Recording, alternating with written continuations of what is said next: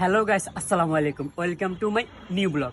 আজকের এই ভিডিওটা করা তাদের উদ্দেশ্যে যারা বলে পড়ালেখা করলেই সাফল্য অর্জন করা যায়। এই কথাটা সম্পূর্ণ ভুল।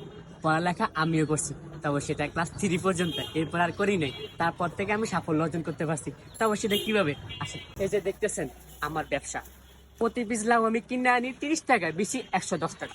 লেবু প্রতি পিস কিনে আনি 1 টাকা করে, বিক্রি করি 20 টাকা। কাঁচা টমেটো কিনে আনি 30 টাকা করে, বেশি 110 টাকা।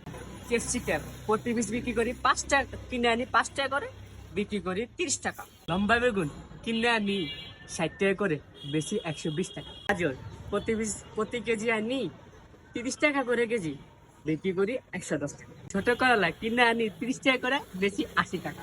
সিম প্রতি কেজি কিনে আনি 30 টাকা, বেশি 110 টাকা। মূলা প্রতি কেজি কিনে আনি 30 টাকা, বেশি 110 টাকা। কাঁচামরিচ কিনে আনি কেজি প্রতি 30 টাকা, বেশি 110 টাকা।